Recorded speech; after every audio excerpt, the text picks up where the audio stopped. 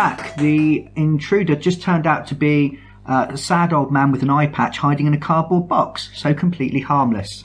On with the podcast. You say that, but where did the sad old man in the cardboard box get your key card from? What about Skulduggery in RPGs, tabletop role-playing games? Because again, you've got that benefit of being able to look someone in the eyes while you lie into their very soul. Yep. Break their heart with your poisoned words. It definitely depends on the RPG you're playing. Yes, and the group. I mean, things like D&D, Pathfinder, which we've talked about before, you're not less likely to lie because, well, it's high fantasy and you're really good at hitting things generally. Yeah, well, you're supposed to be sort of a supportive group, aren't you, as a fantasy team? Yeah, I mean, tabletop role-playing by its very nature is cooperative. Even though you might compete against the dungeon master or the games master or the storyteller's creations, you're not actually in competition. You're all working together in order to have fun. So lying might be something that comes up as part of sort of plot twists or characters trying to get out of trouble or things like that. I mean, it has come up inter-party arguments. Yeah, you're into the realm of lying. Inter-party conflict and such like, which is a tricky area we might go into in a second. And I'm sure Colin's got an anecdote or two about this. I can see him grinning already. We've got one way that I mean, when you're sat around playing Resistance, I mean, obviously the game is designed for you to lie. You can say anything, you can act in any way. When tabletop role-playing games often come down to dice rolls. So, for instance, we're sat around, we're playing Pathfinder or Dungeons and Dragons, and you have an interaction with a character. And I'm your DM, I'm playing the character, and I say, yes, when you return, there'll be a reward for you, a banquet, a feast, and 1,000 gold coins each for you to spend on shiny swords for hitting stuff with. Yay! And Colin goes, I don't trust this guy, and rolls a sense motive check. Yeah. And then as a DM, you roll a bluff check, or you roll a dice secretly anyway, and then you give Colin kind of an idea of whether he thought the guy was lying or not. Can be quite tricky to police that social interaction in that way. Yes. I think it can serve its purpose, because if you're really, really bad at sussing out when people are lying, but you want your character to be really sort of socially adept, that's quite useful.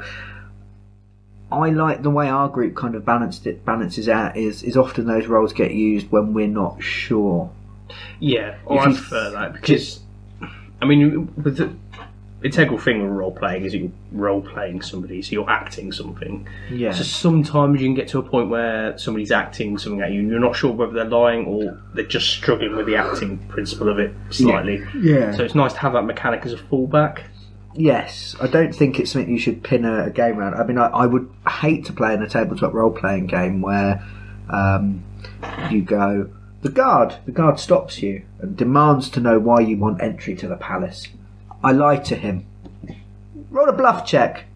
Yes, he believes you're lying. You enter the palace. I'd be like, what? What's happening? Yeah. And we're moving into the realms where, I mean, role-playing games, ultimately you're telling a story with your friends. It's collaborative storytelling with a rules system in order to simulate the world and to resolve conflict and to add drama and tension. There's nothing quite like rolling a do or die dice to see whether you're going to survive or not. But you're moving more into the realms of telling and just telling the result rather than showing the thing in action. And as every writer is told, show don't tell. Doesn't always work. Sometimes it's good to have a bit of exposition and move beyond things, and it might be I'm going to try and sell some stuff to the Thieves Guild. Oh, they don't like you. I'll bluff. I'll tell them that I didn't mean to kill him, Governor, honest. And you abstract that because it's a little player's little side quest thing that they're doing, and you don't want to detract from the main game. Yeah. You don't want to have an hour-long role play, just you and one person, while the other four players sit around drinking energy drinks and becoming progressively more hyperactive, Colin. But yeah, I do prefer personally to use the systems as a crutch, not the be-all and end-all.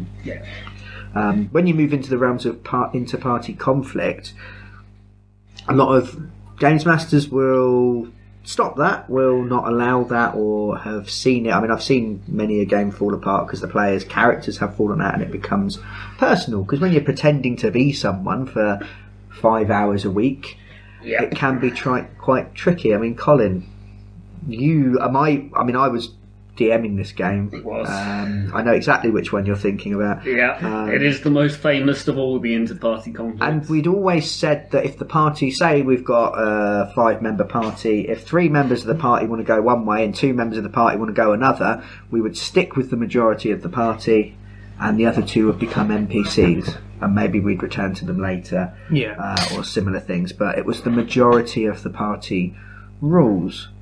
But even then, that can still cause trouble, because you're essentially asking 2 players to give up their beloved characters. Yeah. Colin. Okay, it was a high fantasy adventure, playing with D&D. It's D&D, and it was, imagine the Book of Revelations from the Bible, the whole angelic versus demon war that happened. And to put a long story short, because it was a quite an epic adventure. The aftermath of the war resulted in this kind of post-apocalyptic world, and we were supposed to be set within the last city in the wastelands, called Larrankar, which was a demonic city now home to the Inquisition, which were mostly run by part angel-blooded creatures. That's my setting. Yes, I made this up. It's a very fun setting. Many years ago. Oh, it really was many years ago now. It's about 9 years ago that we played this. I've tried unsuccessfully to write some stories and some books set in the setting, and have failed miserably. But I will return to it one day. Coming not at all soon to your local bookstore. So we were playing a party who was supposed to be working alongside the Inquisition. In fact, one of our members, the party leader, if you like, was training to be an Inquisitor. But at the end of the first session, we all got banished from the city, which completely threw Brian's story and idea out the window. Might as well have taken outside and burned all the story he had planned. Well, yeah, because you were meant to be the good guys, and then you engaged in some really dodgy stuff. And rather than just ripping the thing out and saying, guys, what are you playing at? Or interrupting, I let you do that, and then the consequences were your banishment. Yeah. And I had to completely rewrite the idea of what I thought the campaign was going to be. But to me, that was actually quite fun. Oh yeah, it was frustrating. It was still one of my favourite campaigns we've ever played in, and I love it. But my character worked. He was a kind of artful dodger, but older. Know-how. Yes, Know-how he was called. Nobody ever found out his real name. I didn't even know his real name. He was just called Know-how. Because he had the know-how. He knew how to... He was a pasta seller. No. Yeah. And he worked with the Inquisition and got banished alongside everybody else and was quite unhappy about it. Bear in mind he's a city dweller in the streets of old London town. Or not London, but Larrankar, but you get the gist. Yeah. And all of a sudden being banished to a wasteland. It was London in the future. Yeah, pretty much. And some party conflicts started when there were arguments about what we should be doing. Several members of the party were taking the piss out of my character repeatedly for being out of his element in the waste, for wanting to go home, for not enjoying lying to the demigods that were running around the city at the time, and trying to stay faithful to the Inquisition, because I wasn't an idiot. Things came to a kind of game-breaking stage when we took on a quest to find the 7 evil books, which we weren't sure what the books did, but they each had their own personality, and it was rumoured that if you combined all 7 books back together, essentially Satan would pop out, because he was dead at this point. But if you combine them all back together, Satan would come back and go, hello, I'm here to wreck the world. If you're scratching your heads at home at this, you've joined Aaron, who looks like just about like he's following along. Yeah. To scratch your heads even more, we found out this and went, right, these books could be really bad. Not even the demons wanted to reunite these books. They were scattered all over the world. And our party leader went, well, let's go find them all. To hide them. That sounds like a brilliant idea. Yes, they're so player character. Yeah, they're so very well hidden. Let's find them and put them somewhere that we know about together, so that no one could find them and unite them. Yeah, it was an odd plan, but you've got to roll with your players sometimes. But know how went along with it. Majority party rules. We found a couple of the books. They were talking to the party, beginning to twist the minds of some of the players, because Brian's very manipulative. They did a lot of sinister whispering. Yes. But my character decided that enough was enough when our party leader, this former trainee inquisitor, made a bargain with one of the books in order to defeat one of our foes. Now, as far as I was concerned, he was making deals with demons. Betraying his cause. Yeah. That makes sense to Aaron. Aaron wasn't in this game. Does that make sense? If you make a bargain with a book that's got a demonic creature inside. Yeah, as a real human being in a real world, listening to this fantasy thing, no, that sounds ridiculous and stupid. Yeah. Now, at this point, we've been playing for about 6 months. Yes. I was very much into my character. I spoke with a Cockney accent. It got to the point where I was speaking in a Cockney accent even when we weren't playing. Did he really speak with a Cockney accent, or was it? Yeah, the whole way through. Well done. Yeah. And I actually found it difficult to get out of my Cockney accent when we stopped playing, and I stayed in. He always had a cigarette. Yeah. And I always... Was this before you smoked? Yes, it was. His character made you smoke. There you go. Roleplay made me smoke.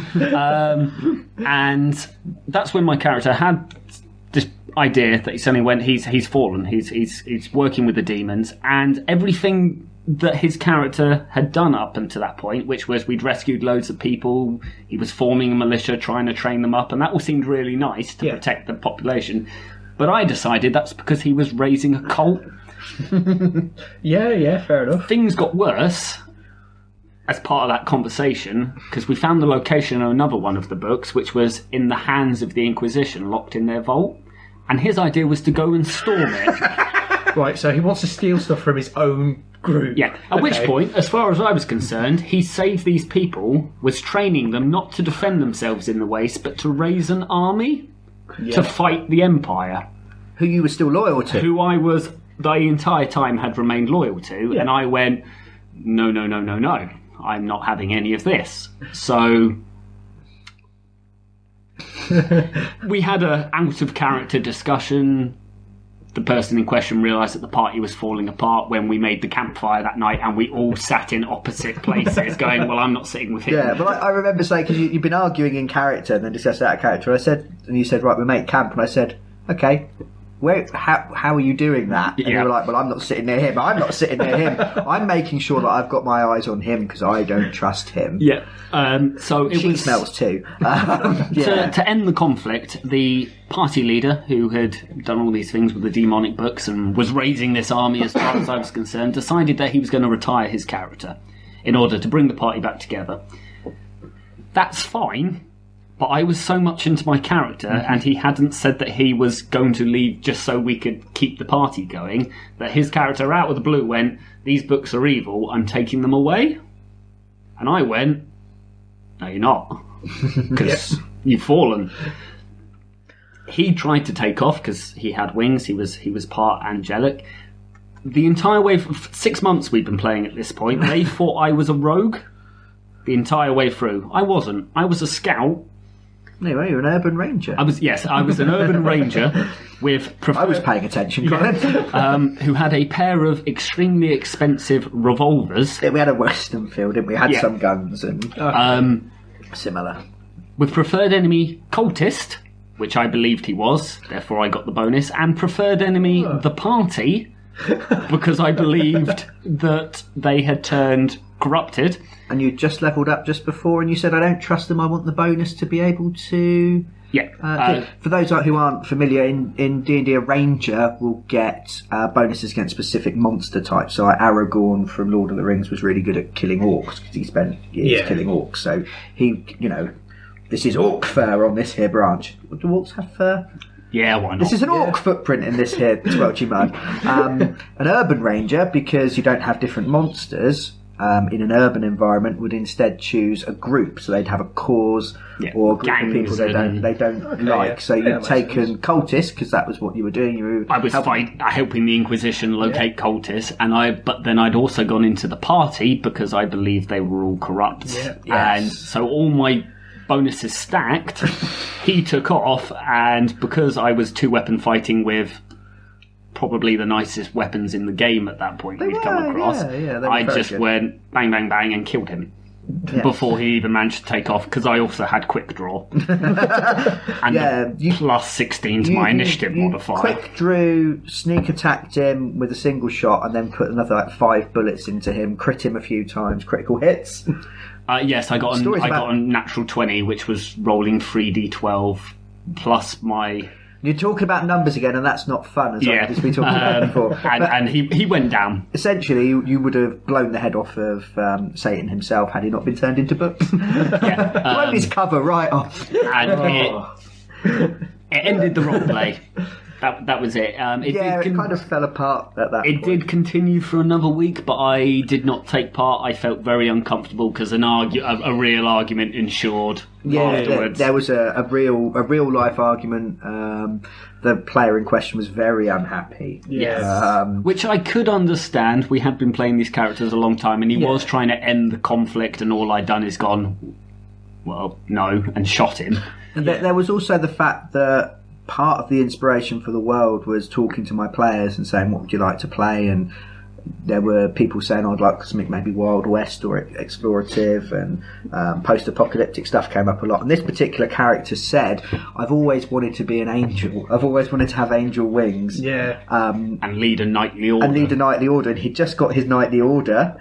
God. And basically we murdered the character he'd wanted to play for like 10 years. I'd also, as an added insult, I'd communicated with the Inquisition and told them about this cult army that was being raised, and they were sending an army against it to wipe it out. Yeah, so you weren't just breaking his dreams, you were pounding them in a pestle and mortar to create a fine dust of despair, which would then blow into his nose so that he would sneeze his own dreams out.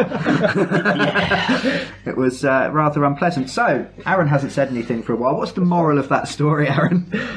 Well, interparty conflict's bad. I don't know. That level sounds entertaining, to be fair, because it's become a story-based thing. But yeah, it was quite awkward at the time. Though. It was that to that extent and that level. Yes. Other games where we've had inter-party conflict, or we've had characters who have diverging ideas about what we should do, has normally worked out fine. It's that step, that one step you take that goes over the line, and you end up murdering one another. We were also a lot younger then. Oh yeah, I mean this was years and years ago. And actually, I think that has actually inspired maybe that rule coming about of,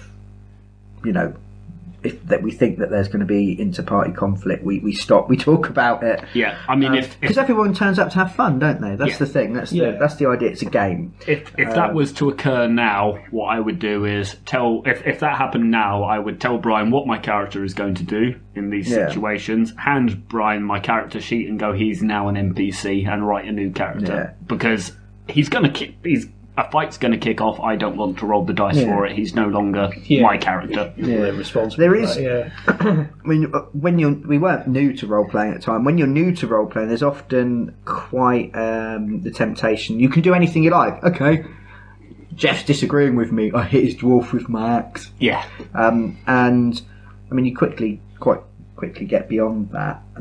But different styles. I mean, playing the same characters for 6 months quite deeply. Cockney accents and all. The character you've always wanted to play.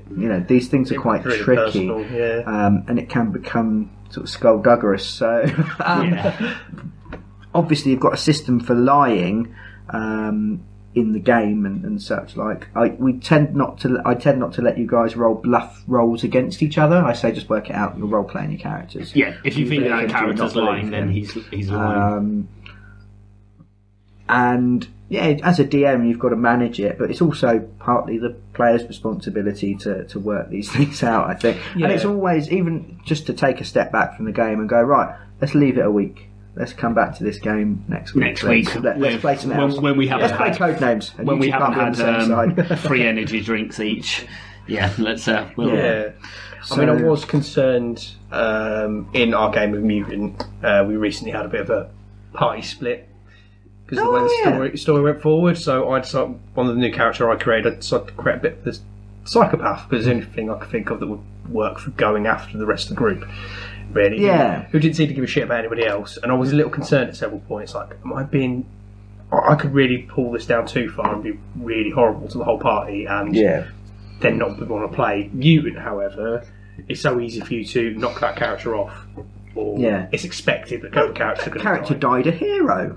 Yeah. The character died an idiot as well. Yes, as most heroes do. But also did that because it was true to that character being a psychopath. It attacked someone that had done horrible things to other party members, but was in a massive position of power at the time. It fits with the setting. Yeah, it's very bleak setting. I mean, and often that kind of thing fits.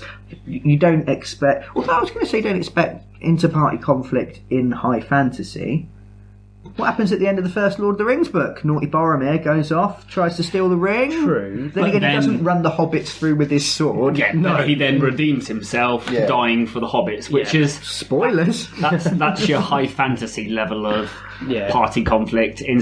Whereas what I ended up doing was playing Boromir, went a bit mad, killed half the party, and handed the ring over to Sauron. Yeah. But in your defence, it was like... the hobbits are gone, and we're just going to give it to Sauron. Yes. At which point it makes perfect sense for Boromir to actually try and stop them. Sitting here listening to the story, it's like, I can totally understand why, from a character perspective, it made complete sense. Yeah, it's hard to get yourself out of that kind of. I just got too much into the character to go, no, that's not what he means. Yeah. I was so deep into the character that I went, well, I've got to stop that by any means necessary. So obviously role-playing games, when it comes to lying and skullduggery, generally we want to keep the conflict with the NPCs and similar. There's nothing wrong. I mean, I've done quite a few one-off sessions. You ran one recently, Colin, where we all had very different goals. We were all combined on a mission to go and do something together. Yeah. But actually, it was almost set up for there to be a bloodbath at the end. Yes. But then it would have ended, and it was over, and the story was done. And you'd be like, "Oh, I lost," or "I won." All the games I've run have resulted in bloodbaths at the end, and I always trying to redeem yourself. Yes.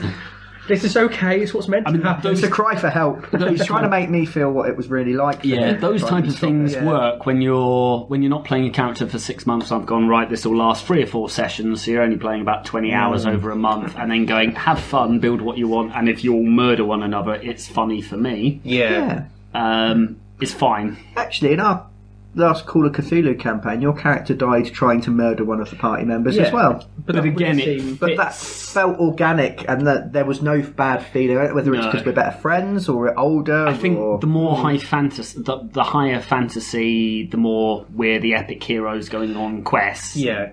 The more the conflict doesn't. Yeah, that was quite a dark game, that Call of Cthulhu game. When we're playing, when you're playing characters.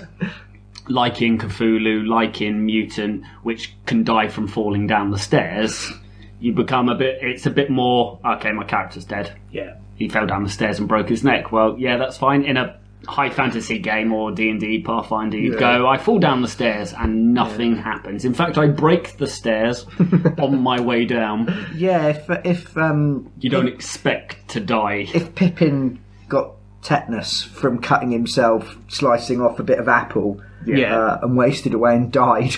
Yeah, when Gimli was chasing after the Uruk-hai, he collapsed from exhaustion and died. He fell over and he couldn't get up because he was in too much armour and he's too squat. Yeah. And it's like when you put a turtle on its back. That dwarves can't stand up. When you're playing those kind of games...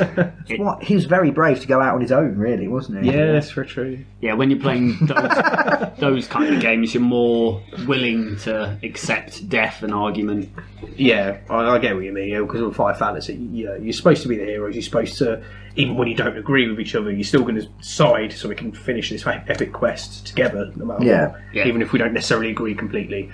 Yeah, so it can clash in that respect. But your epic quest did essentially involve evoking the greatest demon of them all. Yeah. Greatest of them all. So I was right. No, I don't know what I was right all along. Thank you very much. Fully justified. Let's pick up that campaign from my character. Yes, 9 years on, you've just recounted pretty much everything I can remember. Oh, and there was an 8-foot tall demon child that had a cathedral door as a shield. That's about all I can remember. Right, okay. That was Phil's character. Hi, that Phil. was Phil's character, and he was human. Was he human? AD was the drow. Oh, see, I've who was became the avatar of death. I've misremembered everything. There we go. The best thing I remember is Matt, Jesus as we referred to him. Yes, because he had long hair and a big beard. We weren't very imaginative back then. Who argued with the angelic god of war and tried to lie to him. So the angelic god of war kind of crushed him a little bit, quite a lot, as we all stood there going, what on earth is he doing? That's not a clever idea. That was fun. Good times. But that's actually all about I recall. Yeah, but it was, the thing that stands out from that game, even 9 years on, is the fact that conflict was awkward as hell. Yeah, it was really awkward and ended the campaign. And it ended the campaign, and it was... In fact, it ended our roleplay group. Yeah, it did. Because I didn't come back for a week. I then returned, and then the other person didn't come back ever. And that was it. It was the end of that particular group. Yeah. The person who it happened to, their reaction was more extreme, out of character, and therefore that's why they kind of weren't asked to come back. Yes, they did. Which is a real shame. We did have fun games. Yeah, as I said, you're there to have fun, but sometimes the fun... This is a really bleak episode, isn't it? Skulduggery. Not for the meek. The fun... Part of the fun is the immersion, but sometimes caring about your character, actually getting into character, liking your character. It's like when you read a story, you care more about the story if you like the characters generally. Yes. Therefore, if you like your character and you don't want anything bad to happen to them, you're more involved in the story. You're more... definitely. Although sometimes I play really horrible characters and I really enjoy it. I get really upset when you murder my bad guys sometimes. People are so cool. I generally like all the bad guys. I'm just on the wrong side all the time. That's why we DM, I think. We get to be bad guys. It is fun to be insane and scream at Aaron. Yes, that was definitely odd. I genuinely worried for my life, which put me in character quite well. Yeah. One particularly skullduggerous game, RPG, I'd just like to give a quick mention to, is Conspiracy X, which I know neither of you have played, but I quite like to play, so this might be my opportunity to sell it to you and see what you think. Okay. Well, let's see if we are. You can't see right now because this is a microphone, but I am leaning in with my hand, stroking the short stubble I have, listening to him intently. I'm quick dialing the ambulance now because Colin has started to narrate his own life, which is a sure sign of madness. You need to roll a dice to see whether or not you convince me that this is good. I've got a longer beard than you. No, it's because I shaved. I shaved as well, but I have an attachment. Anyway. You took a compare beard, so you like mine's better. Well, yours is... That's because you're part Klingon. We've already determined this. Yours is more committed in certain places, and yet severely lacking around the edges. It says Patch Boy. It's almost like... The patches are natural. I do have a patchy beard, but nowhere near as bad. And anyway, I levelled up in Beardcraft not a week ago. That is true. So you can't actually. That was for killing an orc. Yes, with a bar stool, which actually took quite a while and was described in harrowing detail. And we haven't roleplayed since. The missing fourth member of the podcast we murdered. Yes. Anyway, or did we? Conspiracy X is X-Files, the role-playing game. but more so. So the FBI, quite oddly in the X-Files, appears to have a paranormal investigation branch, which everyone knows about and they keep in the basement, but like presumably still files expenses reports. So surely someone at the top would have gone, like human resources, oh, you're transferring one of our most promising agents who also happens to be a fully trained medical doctor. Where are you transferring her? Paranormal investigations. No. What about that serial killer over there? What about those drug dealers? What about this flesh-eating virus that's going around? Why don't you deal with that? Anyway, apart from, I love the X-Files, but I've just kind of mocked its very premise. Yeah, it did. Yeah, suspension of disbelief.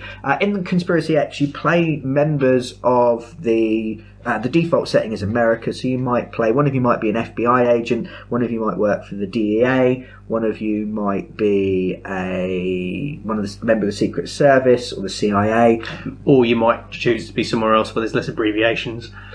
Do I need to explain those abbreviations? ME7, PQI, XKA, yes, ABC, DEF. So you will play. You play these people that have access to government funds, government resources. You are approached. The game starts essentially when you're approached by a recruiter for Aegis, a secret organisation that exists within the American services that is there to battle aliens, the paranormal, those kinds of things. Similar to how XCOM's set up in the game. A little bit like XCOM. Yeah. More so, I mean, the new XCOM, is it secret? No, you're not. You're it kind seems of to be more like this has happened. You can sort of in see the it. original XCOM, it was you are secretly doing this. Yeah, whereas the new one is aliens have turned up. Shit, we better get some people together.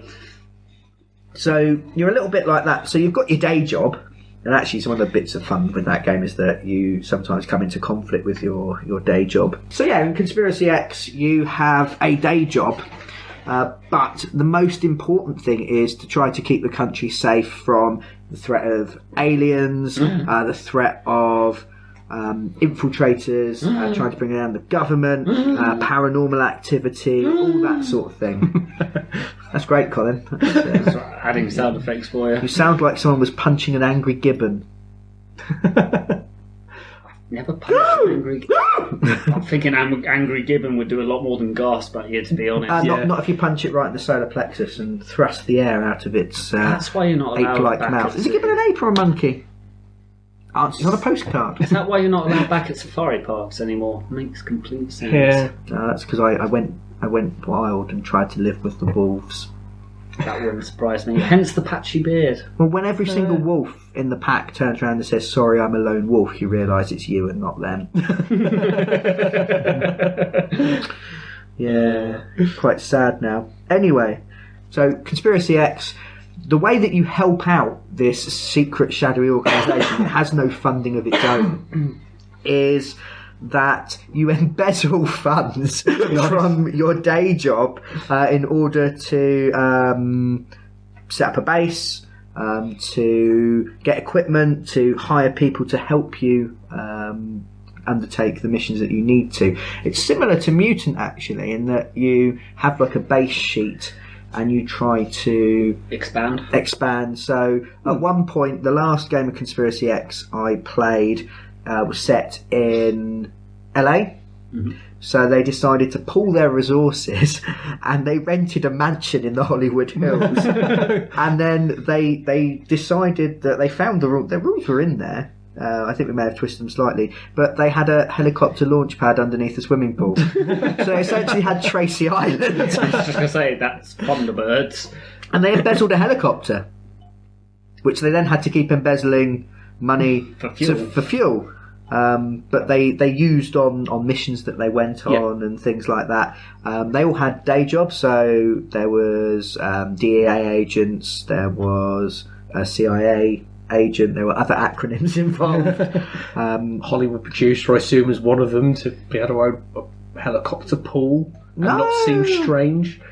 No, they does sound like something a Hollywood producer. I've got a helicopter pool. I think they set up a shell company at one point. Now, it's not like an accountancy simulation. You don't need to worry or turn off at this point. Sounds like EVE Online. But essentially, the more powerful you are within your particular organisation, so the more you get promoted, the more free money you can start to embezzle. So as a rookie FBI agent, you might be able to claim that your gun got stolen, get away with it, and claim a gun for the team.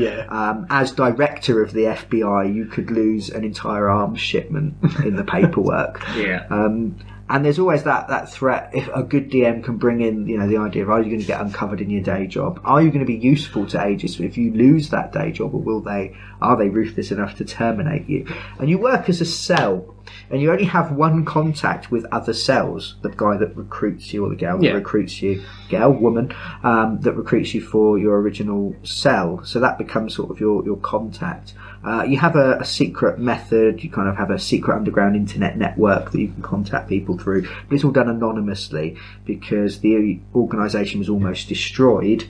Therefore, they're very, very, very paranoid, very conspiracy-like. Some would say Conspiracy X. Yes. And it's great fun. I've really enjoyed the couple games I played of it. I did play the first edition that uses a rule system that makes AD&D's THACO and the other arcade mathematics involved seem like child's play. Again, you're coming back to accountancy simulator again. The second edition is actually really quite quick, straightforward. I think it's the uni system, so it's kind of adaptable. You can bring in different bits from different places. My favourite mechanic, though, is that psychic powers are real. And as you'd expect. And if you wish to use your psychic powers, Reiner cards.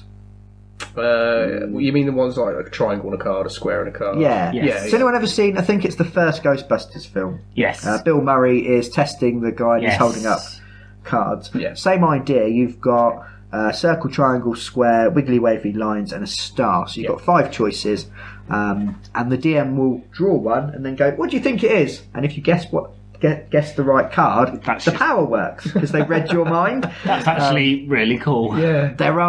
And then there are things you can take more talents to take more draws, or to increase your chances of guessing correctly. So they're not super powerful. You can't rely on them all the time, but they are quite useful. We've had characters that can set things on fire, characters that can see the future, etc. And everyone has I think everyone gets a chance. If they die, they get a chance to have a hunch and go, right, doing that. Sort of reverse time slightly. So that's quite nice. And we had much fun running around secret army bases, hunting for aliens, finding oil rigs with secret laboratories hidden underneath.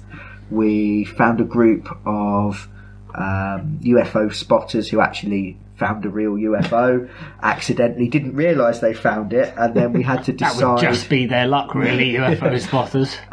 Well, I was playing in that particular one, because I've played as well as been a DM, and the guy who was setting up our cell walked in and shot them all in the head. And we were like, but that's just like a bloke with a telescope who was a bit unlucky, and he was like, no one must know our secrets, help me bury them. It got quite dark, but you can play it a bit frothier, a bit lighter. One of the things I liked about the X-Files is it was quite dark, quite serious in places. It was quite horrific and scary in places as well. But it also had some quite silly fun episodes where you can play around with things and mess about. So it's got that potential for different things, and I would quite like to play it again once the new series of X-Files comes out in the new year. Is it new series or new series on? Is it Netflix or is Fox actually done? I can't remember. I think it's Fox, but I can't get on. But it's been bought back. And I have to admit, I've never seen X-Files, so none of that made sense. No, that all made sense, but I've never actually seen a single episode of. In fact, I think I flicked onto X-Files and gone, what? Probably because I was on season 7, episode 22. The later series tends to focus on particular overrunning conspiracy, where the earlier series there were little. It always had 2 different modes. It had what they called Monster of the Week, so it had an unusual happening of the week, and then it had the meta plot, the overarching plot episodes, and they got progressively more and more difficult to follow, more convoluted, more conspiratorial. I think I've just jumped more paranoid. in and gone, I think it's something I should have watched from the beginning. But having terrestrial TV at the time and having no way of looking back, no Netflix existed back then. Didn't have access to enough information. No. Yeah, Terrible spy. Yeah. But I think I can trace my love of horror, sci-fi, and such like very strongly to watching that at an impressionable age. My mother was a really big fan of X-Files. Yeah. So I used to watch it probably when it wasn't age appropriate, when I was sort of 10 or 11, when it was quite new. Yeah. Probably. Loved it. Lovely. And quite cautiously looking forward to the new series. Yeah. Because the later series did get Nostalgia is a difficult thing to replicate. It's not like in the old days. In the old days, nostalgia was much better. Oh, no, yeah. I love my old nostalgia, but new nostalgia, that's rubbish. When I was 10, we had the best nostalgia. I mean, we'd look at Bob the Builder and we'd just be like, "Oh, do you remember that guy? He could really fix it." He could fix You can't things. do that these days. No. Yeah, so, Conspiracy X, I quite like to have another go at.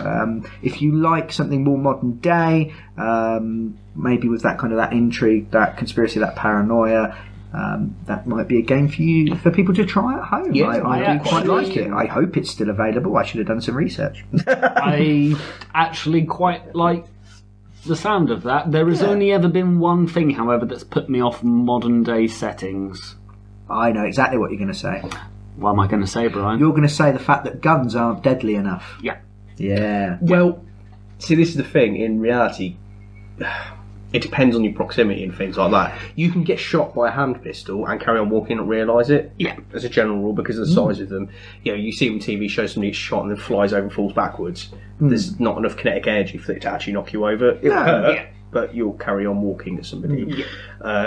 It's the reason why we've got automatic weapons, because you need a lot of bullets to really, really severely you cover an area. lucky shot. Yeah, but if you hit someone in their trunk or in the head, they're probably going to die from it, no matter what the caliber, really. I mean, that's the thing. You hit somebody in the trunk, as long as it doesn't hit a major organ, they'll walk away. They'll live from it. But they'll probably be down and out the fight. Sepsis Whereas sets in, and the time Actually, bullets are surprisingly antiseptic.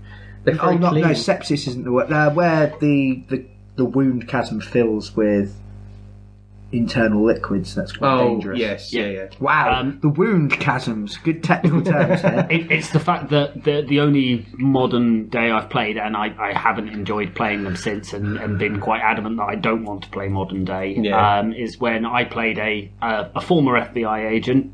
I think it was actually a reporter for the FBI, actually. I got into a firefight with a current CIA operative. I got shot 4 times. He got shot 4 times.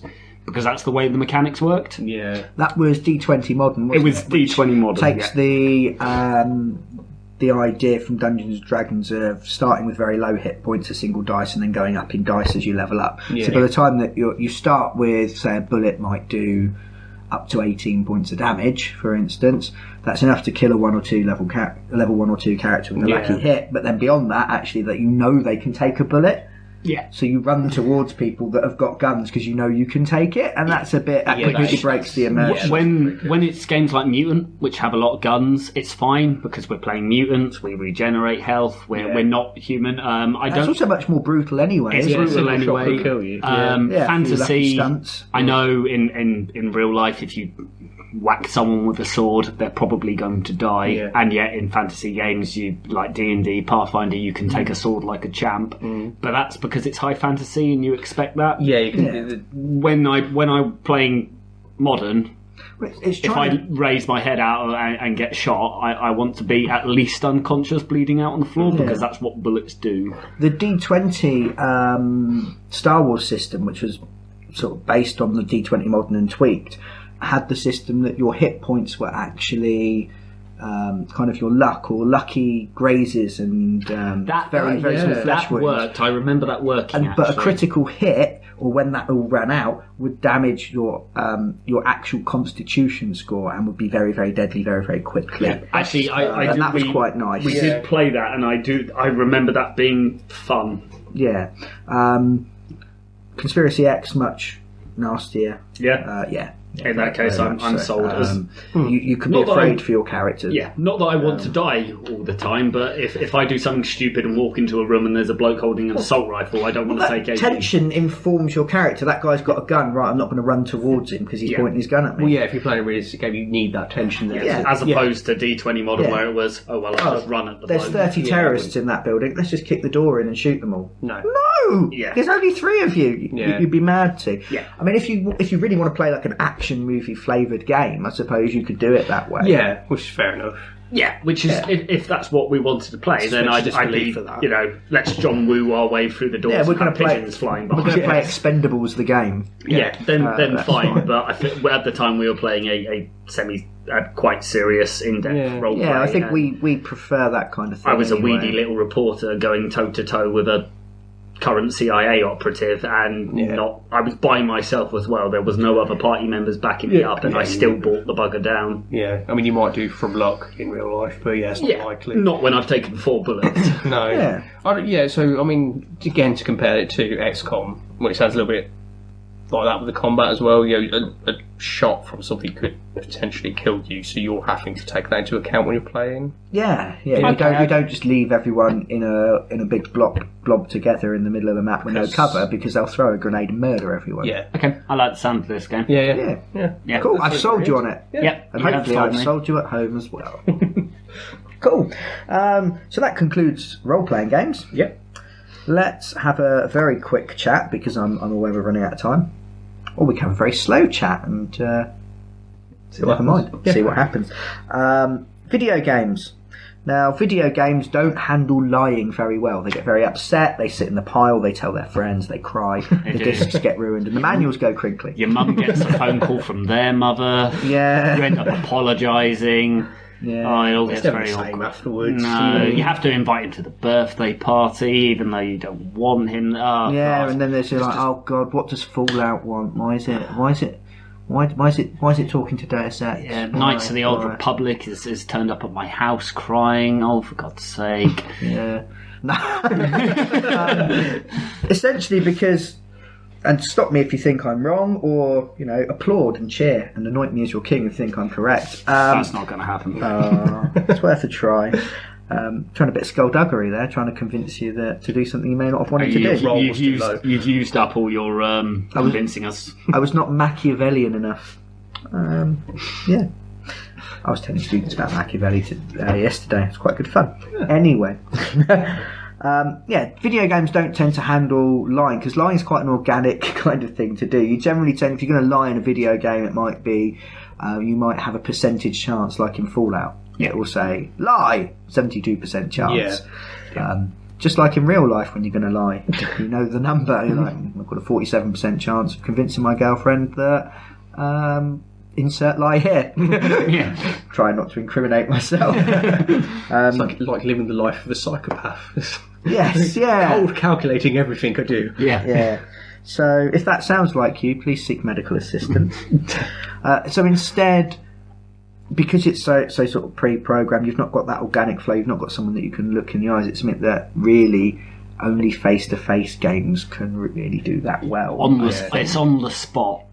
It's having to lie at that last second, and then someone going, haha, I know you're lying because of this, and this, and you go, oh, bugger, right, how do I twist this to maybe in the future, with like the camera technology, reading your body language and things, you could try lying to your game. If they bring in full voice into games, say you're actually talking to characters through your own voice, if that would be I'm sure that would be possible one day. That could work as well. I mean, they have talked about with horror games, I think Nintendo are actually experimenting at one point, like measuring your heart rate and stuff with the finger attachment heart rate monitors. Okay. And if your heart rate was too low, they do skip things to make you more scared, and you could transfer that to lying, because your heart rate tends to increase when you lie. That's been thrown out now, I believe. For fear of people's health. Well, I was going to say, I feel like you've just predicted my death.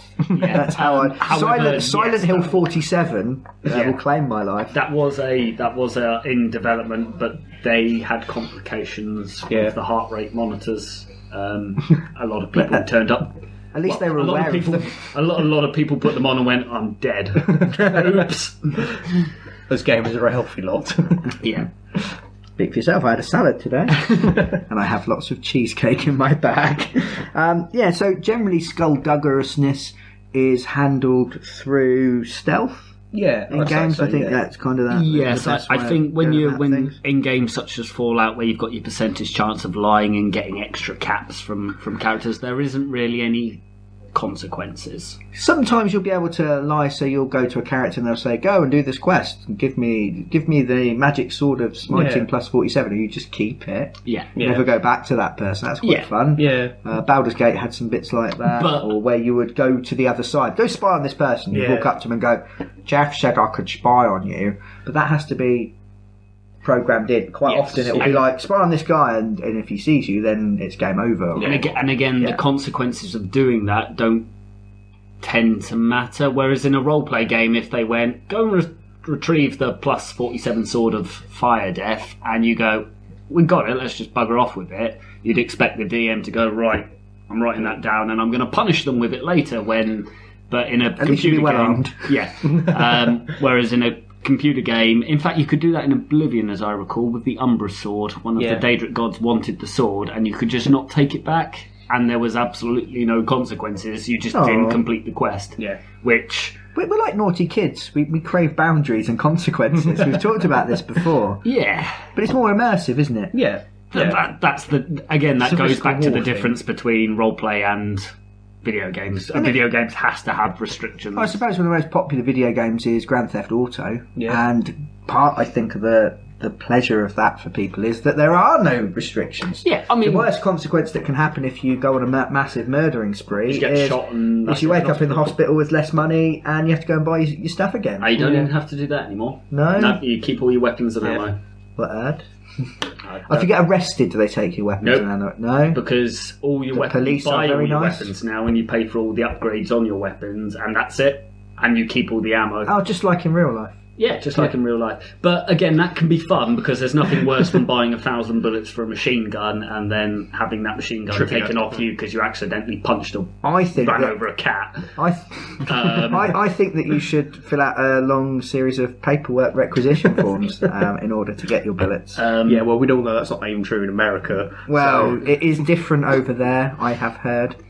But the news sends us stories that fill us with fear. That it can be fun playing games with no consequences where you can lie to people and it doesn't matter. But if you're going for an immersive skullduggery experience, video games are not going to fill that void. You mentioned Alpha Protocol in our preliminary warm-up chatting. Yes. Tell us about that. Well, a lot of the rest of the game was fairly broken, the combat was atrocious and things like that, but one of the brilliant things Alpha Protocol did was similar to how Mass Effect and Oblivion thing had, where Mass Effect was like a Paragon, a Renegade option, and your neutral option. Yeah.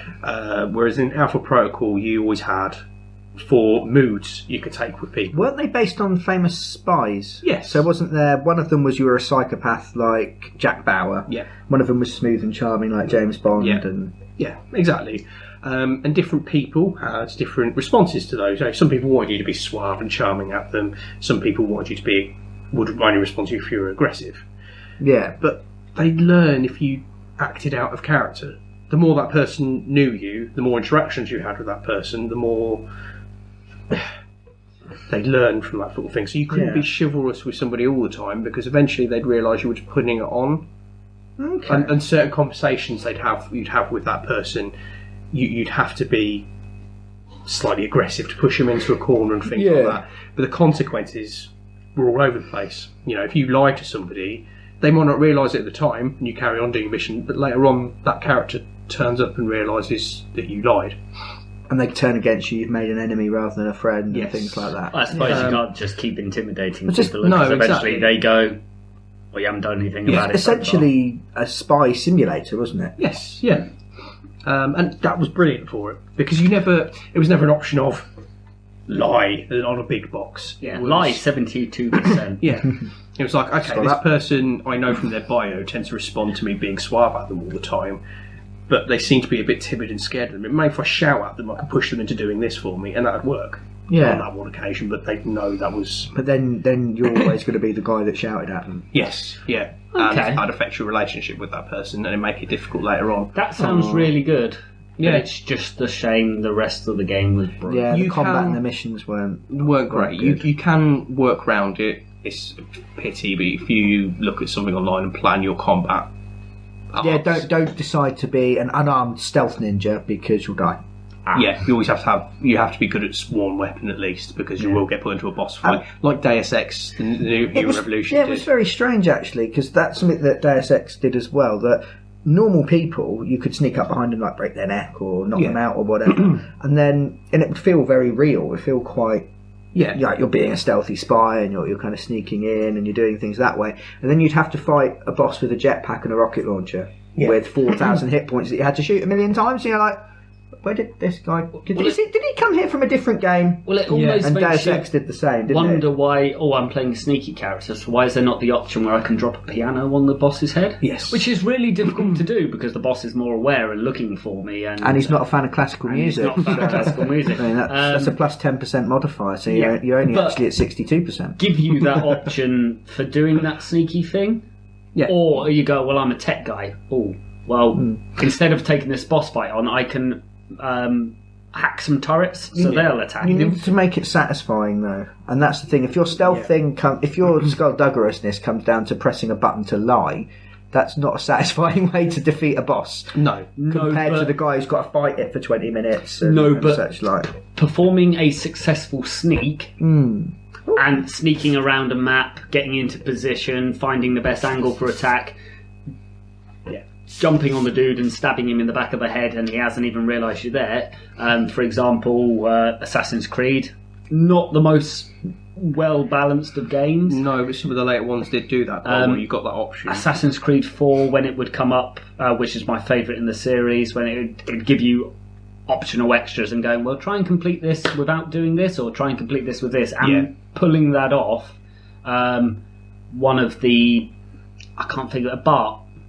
When you have to kill Bart, spoilers, it asks you to kill him with the rope and do it as a sneak attack, and you've all boarded his ship, and climbing up the mast, jumping over to his mast, climbing down and using a rope to hang him, quite literally, you drop a rope around his neck and then jump off the mast, pulling him up, was probably one of the most satisfying things I've ever done, because he didn't see me. You sound like a kinky 90s conservative politician. Dangling. But it's things like that if you do it properly, stealth can be as rewarding as running in and shooting someone 200 times. Do you want a silly story? Go on. Why not? When I bought Assassin's Creed 2, and I looked at the receipt, it didn't say Assassin's Creed 2, it said Ass Creed 2. It was not, yes. For the last 7 years... that series has been known in my house as Ass Creed. It's known by most people. And we laugh every time it's mentioned. It's known by most people as Ass Creed. Ass Creed, the Ass Creed series. Yeah, the Ass Creed series. The Creed has got pretty. I'm actually quite looking forward to the new Ass Creed, because I get to be a lady. No. Yes, you do, Colin. No, not as in you can't be a lady, but no, not looking forward to it at all. No? No. I mean, don't get me wrong, I've seen some recent... It's doing the same thing that because using the Unity engine, Assassin's Creed Unity did, where the guy who was playing the preview build said, it's quite fun, I like the Assassin's Creed, it's just pretty much the same thing as it's always been, but it's fun, it's interesting, and there's a definite difference between the two of them, but the engine's really broken and everything kept glitching out. But they've sent me footage showing that it's fixed. I'm really suspicious of that. And let's model interiors, so it's even more difficult not to jump up and hump a bookshelf. Yeah. No, the reason I'm not looking... That sounds like my Wednesdays. The reason I'm not looking forward to Assassin's Creed 4 is the only Assassin's Creed game that I have played for more than a couple of hours and then just thrown out of the window because I'm bored. I actually completed Assassin's Creed 4 and have begun replaying it because I enjoy that much. Is that the one with pirates? Yes. Not because it's pirates, but because it goes, haha, do sneaky assassinating, and then it goes, right, this is starting to get boring. How about jump on this pirate ship and blow the shit out of a British fleet? Yeah, there was... And then board them. Traitor! Yeah, but then board the ship, and it becomes Assassin's Creed again, but more sword fighting rather than sneaking. You want it to, yeah. And then you go back to sneaking, and then you go on a high seas adventure, and then you go... crave constant variation. I've always found with Assassin's Creed, they get boring quickly because Quite it's samey. sneak here, Yeah. go there. Oh, I fucked that up. Reload, sneak here, go there, and having that change of gameplay stops it becoming. This new one might work better because you've got the choice of two characters. He said, with the exception of a handful of main missions where you have to be one or the other, you can choose to be either the brother or the sister. I've heard they've got different gameplay styles. The sister's He's more very stealthy-like, and he's very more running and headbutt things. Yeah. They made the lady more stealthy. Yeah. Yes. Yeah, It's a bit of a cliche, isn't it? Well, she's Yeah. apparently stealthy but cool-headed, thinks before she acts, and he tends to go, we need to go assassinate this person, or we'll just kick down their front door and start stabbing everybody, and she tends to roll her eyes and go, or we could just go down the chimney and kill him while he's asleep. So I think if they're introducing that as different ways of doing it. Yeah, so you can play either or and have that. Yeah. I mean, yes, that is a little bit. I mean, yes, they're going to be related to play, but it's still boring. Well, I haven't stereotypical. played Assassin's Creed since number 2, so 6 or 7 years. So I'm quite happy to do this. I like Victorian London. You know, you might get stuck if you play it. Get stuck in a Cockney accent. You'll come round. That's exactly what I was going to say. Can I clean your chimney, sir? Woo! You'd make a great chimney sweep. You're quite sort of spindly. I am small enough to be a chimney sweep. And poor. But yes, most Skulduggery Skulduggery is stealth. Yes, so we rather have than stealthy choices. games. So we've talked about Assassin's Creed a little bit, and I was heartily shot down in my tentative excitement. No, I think it's going to be great. Oh, you agreed. It was me that went no. Yes. That's the fast show for people who aren't like us. So you guys have been playing Batman. The new Batman games at Batman Arkham Knight. Does it take place solely between the hours of 8 and 8? Yes, actually, I think. Pretty much. Is it a 40-hour game that seems to take place in one long endless night? Yes. Yeah. Well, that's what's wrong with the city. Stop messing around and use your billions to find out where the sun's gone before everyone freezes to death. Oh, Gotham's based up north. Yeah. It's actually in Alaska. yeah. Oh, I could really go for some baked Alaska now that I was talking about cheesecake. I haven't played, I mentioned before, I haven't played Batman since the second one. Didn't like the second one. I really loved Batman Arkham Asylum. I loved that game so much. One of my favourite games of all time now. Yes. And asked for the second one for my birthday, got it, played it, finished it out of a sense of duty that someone I care about had spent lots of money on it, but wasn't sold on it, didn't bother with the next I two. never completed it. No? No. So I enjoyed it. Not Arkham City. I completed Arkham Asylum on 100% completion. Yeah, I did that. Yeah. Arkham City, I never even completed it. No, I mean, I never 100% did Arkham City, but Arkham Knight feels like what they wanted to do with Arkham City. Yes, it's like they a lot fleshed better. out everything a bit better. I have seen that you, Aaron, because Colin's internet has only just arrived, so I haven't spied on him as much. But a lot of the time when you ignore my Rocket League invitations, it was because you were playing lots and lots of Batman. Which I've 100%. They made a lot of 100%. improvements. 100% of it, yeah. Did like a little paper streamer come out the front of the PlayStation, confetti? Yeah, I remember it's just somebody saying cake around the house. And, Yeah? No, his played wife me just tune. came into the living room, called him a sad bastard, and left again. Yeah. And that's all the gamers aspire for. Can't imagine her saying that to you. No, she does, yeah. Oh, okay. And I consider that achievement now. I think she's a dark How many gamer horse. points? She doesn't seem like she swears a lot, but I can see it happening. But only to Aaron. Yeah, I was going to say. She tenses it all up. She holds in all the abuse and anger until they're alone, and then she beats it repeatedly. Yeah. Cut this now. I don't want to hear this. I'll have it. No, I won't have it. No, don't. But yes, yeah, Batman. So yeah, I've 100%ed it. Excellent. Well done. So you can tell us everything about it. You can give us the most considered opinion. Do not spoil. No, this is the thing, because it's still quite fresh, and although we are pretty spoilerific on this podcast, I'm not going to mention the story at all. Okay. The story is, but it's very good. I very much enjoyed You would it. say it was welcome, also listeners. fresh with a PH. No. No. Brian, rubbish. please stop talking for the rest of this part of the podcast. Why was the Fresh Prince of Bel-Air? Why was that not spelt with a PH? Because that was the right era for that as well, surely. Because they had sense. Brian has no input for the rest of this now.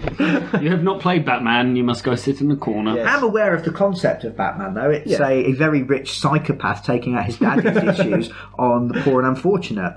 Just like the Conservative Party. From a Marxist point of view. Yes. Actually, I do find Batman actually quite problematic. No, I do as well. That makes me sound really po-faced. I mean, I love. It's just take it as a. If you take it seriously, if you think about it doesn't make any sense. Yeah, if you think about Batman too hard, then it's incredibly harsh. But then. As long as you don't think about it too much, you can go, well, it's just Batman jumping on people, and then you do realise it's a billionaire beating up poor in a suit of armour that poor people can't afford, breaking their spines and arms so that they can't get a job, so they have to continue their life of crime, so Batman can break their other arms. For me, Batman and Iron Man have ruined the concept of billionaires for me, because now I'm like Mark Zuckerberg, it's nice that you've got a book club, but why aren't you developing weaponised technology in order to take out crime at a street level? Well, here you go. Why are you not doing that? It's that Facebook post that went around for a while that was asking why none of the billionaires in the world have become Batman. Surely one of them has woken up in the morning and gone, I could do that. Yeah, Batman. You would recommend highly that people play Batman? Yes, definitely. There are. I can see Colin's face that the listeners. It's twisting in contortion. Yeah, there are a few issues with it, mostly based around the Batmobile. It seemed when it's used as an environmental tool, like another gadget in his utility belt, within the. Riddler challenges mostly. The Riddler challenges. There's a few missions that do use it as well, but it's amazing in that respect. Okay. So much fun. Travelling around the city in it starts to feel running over poor people with electrical fields and firing missiles at drones. Yeah, because Batman's not allowed to kill anyone. Yeah, exactly. That was one of the things I asked you. I said, I've just seen him Batman blowing stuff up. Surely there's a guy in there. And you're like, no, it's a drone. It's okay. Here's the two biggest plot problems for me. First of all, the Arkham Knight, who I haven't finished the game, so I don't know who he is, so I can't. Is it not Batman? No. Okay. Because you see the Arkham Knight and Batman at the same time. Well, who is he when you see him then? There you go. That's who he is. He's the enemy, but you don't know who he is. He's someone from. Is he behind a screen? Yeah. But he's supposed to know Batman really well. Yeah. He's got a vendetta. Why didn't he just strap an innocent civilian to the drone? Yeah. Because then there would be nothing Batman could do. Or Batman would accidentally fire at it, then spend the rest of his life sulking in a corner. Yes. My second biggest gripe with is Batman, especially with the vehicle. If you have his tank, and it is a tank, let's face it, nearby, you can perform a takedown with it. Yeah. In which you punch a man into the air, then in slow motion the plastic vulcanized bullet comes firing out the gun, hitting the guy in the side of the head, catapulting him 20 foot in the opposite direction, laying unconscious, with quotes, on the ground. Now, I don't know if anybody knows what happens when you shoot someone with a rubber or a plastic bullet. It actually hurts more than a real bullet. I don't know that out of experience, but it doesn't break nerve endings, so it actually hurts more than a real bullet. Yeah. If you shoot someone in the head with a 50 millimeter, 50 millimeter plastic rounds, you are going to kill a man. No, actually, what you do is you break their spine, and Wayne Enterprises was actually founded on the Wayne automated wheelchair. So what Batman's doing is he's actually using the criminals to fund his own fight against them. Again, that would be fine. Skulduggery. So it is, that would be fine if he hit them in the back. I could almost believe that, but he hits them in the side of the head. The one thing I did enjoy about the Batmobile is shooting poor people in the head. No, was the RoboCop-like security system fitted on it. If you're off in the distance with your detective mode on, you could see through buildings and stuff like that, and you know where the Batmobile is because it's attached to your suit. Yes, through radio waves and stuff, and you can science. Yes, and you can see when a group of thugs will approach it, like they're going to break in, steal the Batmobile, and you can press a button, and then the electrical field comes in, just electrocutes them all. That happens in one of the films, doesn't it? Yes. Yeah. I would like it to have a South African style flamethrower on the side. Well, it might as well have, because when you're driving at 18, 90 miles an hour down a street, you hit a crook, a poor person stealing from a shop. You don't kill them. Instead, it fires off the electrical charge and they go catapulting into the air unconscious. Now, again, physics people, what happens when you get hit by a tank going 90 miles an hour, which then fires an electrical field for good measure? You are not unconscious. You get an icky boo-boo. What I've decided is Batman's detective vision, where it says unconscious on the enemies. He's lying to himself. He doesn't actually have detective vision at all. He's got detective vision, but it's programmed to say unconscious, no matter what he does to the criminals now. Actually, that's quite dark. So for the Dark Knight, it's quite dark. How could we make the Dark Knight even darker? He just blatantly pulls out a gun and shoots them in the face, and then their children. I reckon a crying about your parents minigame. That could be quite good. That could make it quite darker. I mean, don't get me wrong, it is a fun game. When he's doing the stealth in the Skulduggery. Yeah, the stealth, if you've played Arkham Asylum or Arkham City, the stealth is pretty much exactly the same as it was. It is fun. Even the Batmobile can be fun and entertaining. Driving around the streets, although it makes no sense, is quite entertaining. Yeah. But it's definitely... I mean, I'm glad it's the end of the series.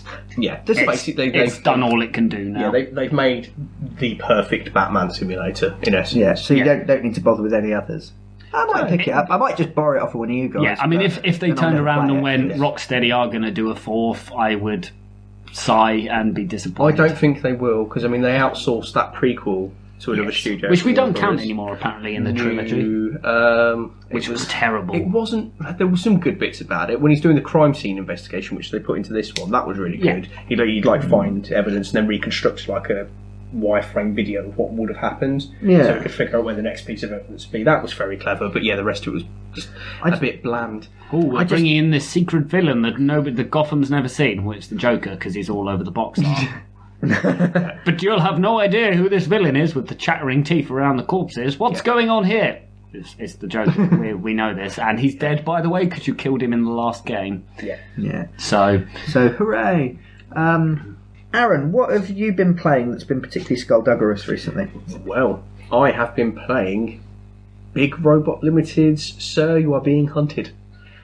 Or, if you change the gender in the game, Madam, You Are Being Hunted. Which I love. Yeah, it's just a little switch, changes the name on there, and it announces you as, oh madam, this is happening to you now, you best look at this. Okay. Yeah, just a little touch. Which it massively endeared them to me before I even knew anything about the game. You told me that quite early on, and I went, ooh, yeah, just because it's a nice little touch. Yeah, I like that. Nice little thing. Well done, you guys. Yeah. It's a stealth game in essence. You are playing some form of scientisty type person, but you pick your class at the start as sort of change the difficulty and things. And your experiment has gone wrong and exploded. And you've got a standing stone you use to teleport to these islands. But the power nodes have all scattered all over the rest of the islands, and you now have to find them.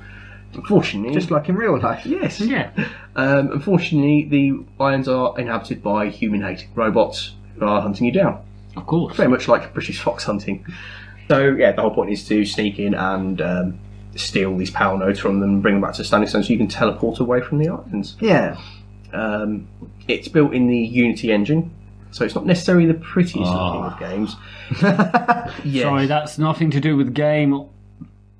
But at uni, I have to work with the Unity engine, and I'd rather grate my own face. I've seen it's a Unity engine, so surely you should love it. You're looking at me like you're going to grate my face. That's exactly what I was just thinking. We need to put a pun count on so that I can stop. Sorry. No, the pun was fine. It was the fact that you mentioned that word again. It's something pulsating. This isn't a feeling I've got as a non-programming person that Unity can be quite much of a pain in the backside to program. When we very briefly were going to make a game, that was the first choice of our programmer. Yeah, but I wasn't going to program it, so that was fine. But I have to work in it, and I hate it. Fair enough. It can be difficult, but they've done a brilliant job with it. If you know what you're doing. Yeah. I just don't know what I'm doing. I hate this thing because I don't know anything about it. That's how wars start. more credit due to the guys who created it. That they've done such a good job of it. Everything feels very sparse. Yeah. There's not much on the hood, thankfully.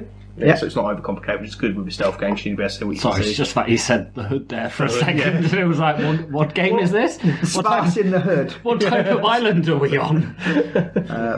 By the rap group, no rappers here. Sparks in the Hood. I ain't got no guns, ain't got no Apologies, bitches. please continue. So, so everything's very sparse. There's limited amount. Well, I wouldn't say limited amounts of sound effects. There's not loads of them everywhere. The music's not on all the time. But obviously, with a stealth game, when it's there, you know something's going on. Okay. So it's very clear and stuff. So you can hear the robots quite off in the distance because they chunt to themselves in stereotypical upper class. Oh, so they're tough robots. They are tough Even robots, better. Yeah. There's even the middle class squire who patrols the villages at certain points of the game, who's non-violent and won't attack you unless you start stealing from them, and then he's going to get you. Leave you alone. It sounds delightfully quaint. It is. Yes. It's in a steampunky kind of style, isn't it? Yes, yeah. Because you've got that kind of that Victorian-ish feel, but with the robot technology. Yes, yeah. And you appear to have a butler who's trying to lead you through the stones over some sort of radio device, I'm assuming. But you can hide in long grass because you're wearing a tweed jacket, which excellent. keeps you well hidden. Which is shown on a small circular at the bottom left of your screen with an eye that gets gradually more prominent the more visible you are, and some little concentric red circles that expand out the more noise you're making when you're running or anything like that. As we've all had happen when we go out at night. Far Cry mechanics for sneaking. Yes, yeah, and it works really well. Robots have got.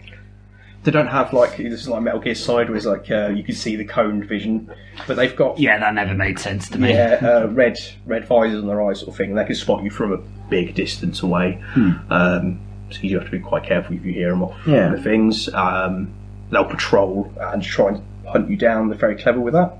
Yeah, but you got a limited amount of kind of, let's say, assault options. As you're breaking through the houses and stuff to find food, because you've got to keep your vitality up, because you'll starve to death if you don't. So we're not a robot? No, you're human. Okay. Which is why they're hunting you.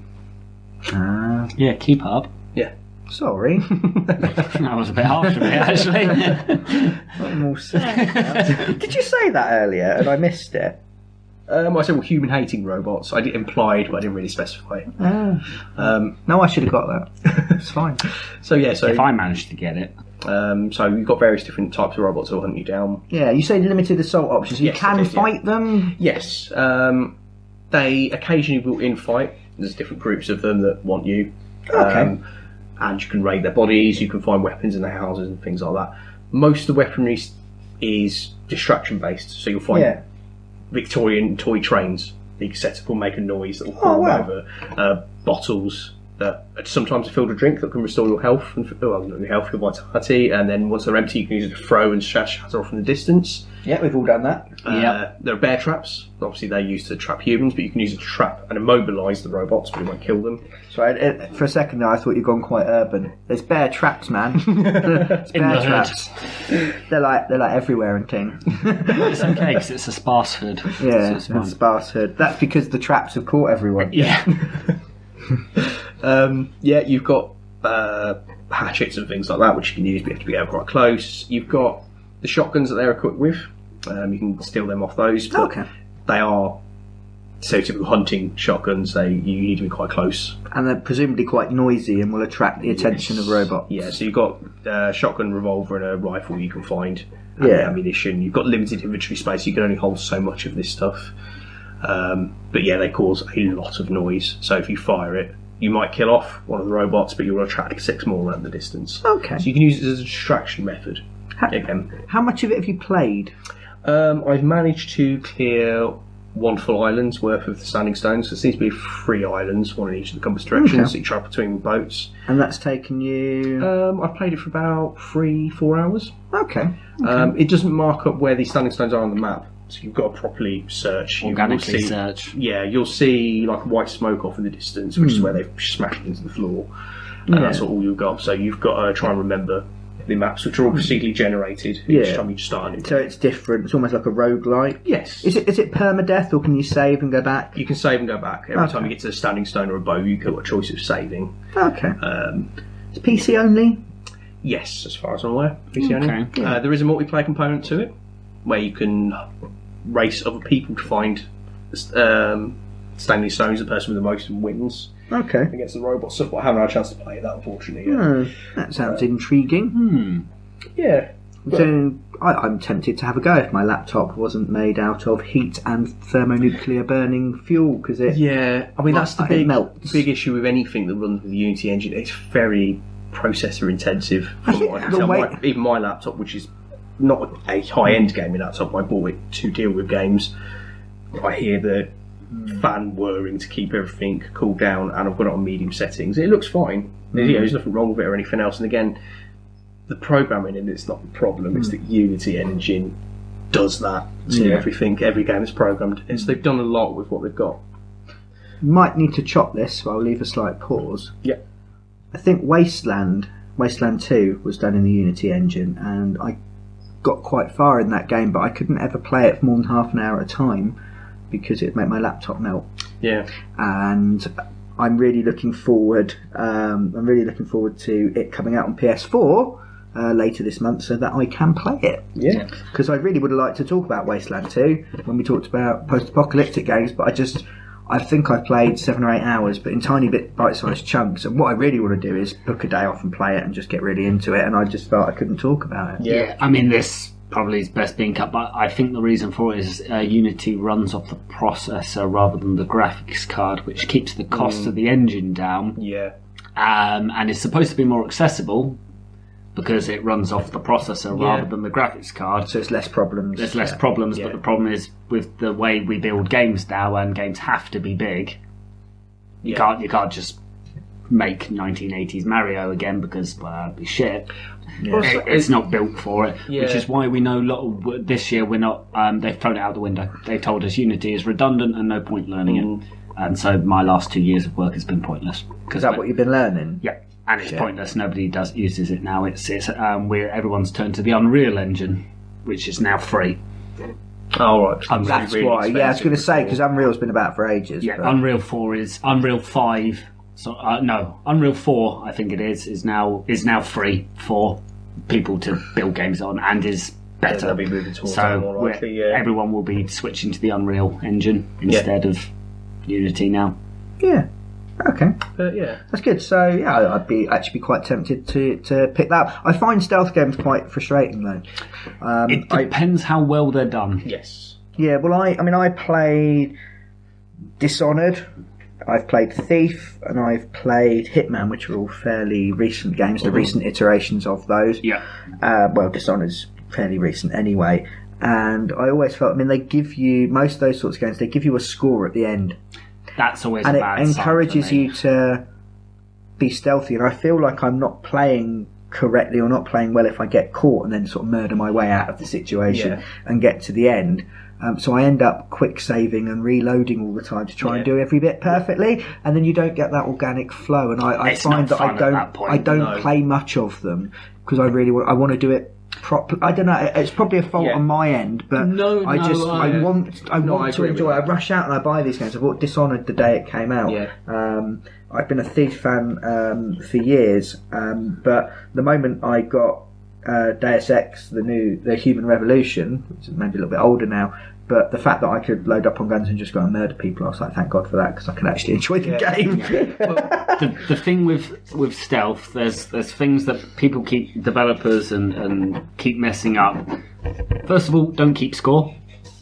If someone screws something up, ends up shooting a guy and having to hide his body in a cupboard somewhere, well, that's fine. You shouldn't give the guy an F for doing it because it's frustrating and makes people stop playing the game because they haven't done it properly, like Brian. Yeah. Second of all, byword for failure, Brian. Give better clarification on enemy placements, maps, because often you have to play the level multiple times to learn. It's a bit of a trial and error system where if it then punishes you and goes, you didn't do it very well, you need to do this mission again. Yeah, you end up replaying. I don't want to do the mission again. I want to find out what happened to Jeff and the guy he's looking for. And third of all, when... The voice went strange there. Batman 8 actually, I think, has balanced it the best way with the stealth and action gameplay, where when you are going in stealthy, and you fuck it up because you press the wrong button and just dive bomb straight into the middle of the enemy going ta-da with jazz hands, it gives you the fighting mechanics to make up for that mistake, and it doesn't feel like you fucked it up.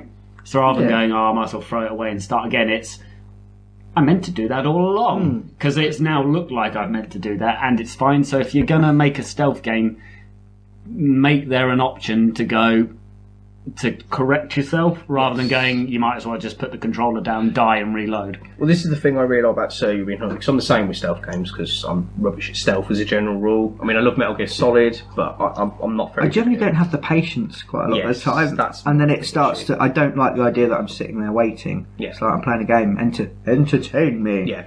Are you not entertained? No, I'm playing a different game. Yeah. But it's never... I got into it and started playing it and went, I can see the merit in this, I can see what's good, and playing it for a little while I think I'm going to get frustrated because I'm having to be slow and patient and everything else. And then it introduced that I could have guns to defend myself if need be. The fact that you can save it, but it's also still roguelike between each map is a nice balance. So I can go around and investigate the map, and I die, and it's like, okay, fair enough, but the map's not so huge that it's going to put you off. I can still save my progress if I do something really well or find something amazing. Everything seems nicely balanced for it, and I haven't got frustrated when I've kept wanting to come back and try again. It's not got the same point as other stealth games I've got where I've gone, I don't understand how to do this, I can't stealth, this is rubbish. I've been spotted, I might as well turn it off now. Having that option of I've been spotted, okay, I've shot the guy with a silenced pistol, I won't do that again, makes it better. Yeah. I remember in Hitman Absolution, if you screw up and somebody notices you've killed someone, that's it for the rest of that level. You have no choice but to firefight your way out. Yeah. Instead of going, you screwed up, or you shot the guy. Don't worry, just don't do it again. Yeah. I say, don't get me wrong, you can die very quickly in it, if you get surrounded by things, but if you've done that, you've really screwed up. You can get spotted by something, go, and dive down quickly, and they'll have a hunt for you, but if you're clever about it, you can distract them off, and you've got the way of getting out. Isn't that half the fun in stealth games, though? Getting caught and going, bugger it, and running away. Yeah, and so I like that. I mean, there's something to be said for when you do something stealthy and it works really well. Oh, yeah. But I hate it. I mean, Grand Theft Auto does this. Follow this car to where it's going, and you get too close and the bar fills up, and it ends the mission. Yeah. It's like, that's bad game design. Yes. Yeah. Your game, especially if you tag yourself as an open world sandbox, your game should be able to respond. Yeah. But no, because it needs to get to the next cutscene to tell you the next little bit of thing. Yeah. I mean, and then your character gets discovered anyway, and there's a massive firefight. Well, shut up. Yeah. So stuff like it's when it gives me a score and it tells me I'm rubbish for doing it at the end, and I'm like, no, but I just played the game. Yeah. Leave me alone. Apparently does score you once you've got all the things. It does give you a kind of rating. Yeah. But I haven't seen it yet, and I imagine by the writing and everything else in it, it'd be slightly silly. Yes. It's not penalising for you. It's like you could. If it's going to come up and say you're rubbish in a comical way, that's fine because that's it. But coming up at the end of each level and going F. Yeah. Do you want to replay this? Do you? You should probably replay this. Well, no, I struggled with enough. No. Screw you, game. You've made it really difficult to know what the hell I'm doing and dropped me in a zone and gone, this guy will spot you from a million miles away, will he? Why? Yeah, and at which point, you get to these things and those stealth things, they lose their tension because you're learning the routines of everything. If there's this, you are being hunted. It's genuinely been tense the entire time I've played it. It's kept me there and everything else. And the 70s, the Warriors style music that plays occasionally in the background. Excellent. Really, really fits everything. Nice. So you do feel like you're being hunted down by people. You've got to be careful. It's good. Excellent. Sounds really good. I think that's all we've got time for today. So thank you for listening. We've talked a lot about skullduggery and being secretive, but there is one thing we don't want you to be skullduggerous about, and that is this podcast. So if you like it, let us know, talk to us, tweet to us. There's some links below wherever you're finding this, and you can come and find us. And let other people know as well, share it. The more people that know about it, the more stuff we'll be able to do in the future. Yes. Break the conspiracy. Break the conspiracy. Yes, you need to stop the sinister government overlords and their mass-produced podcasts in favour of our crusted artisanal podcasts. I've kind of gone off on a tangent there already. Only an agent for the government would say that type of thing. No.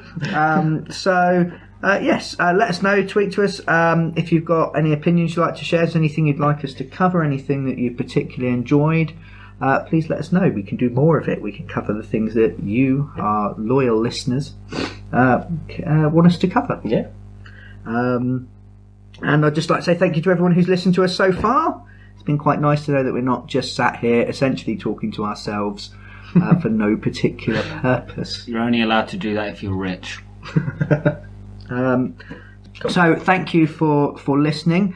And in true Secret Agent style, I've been Brian Plasma Otter Ennis. I've been Aaron Gaseous Platypus Ravinsky. And I've been Colin Nuclear Crocodile. Goodbye. Bye.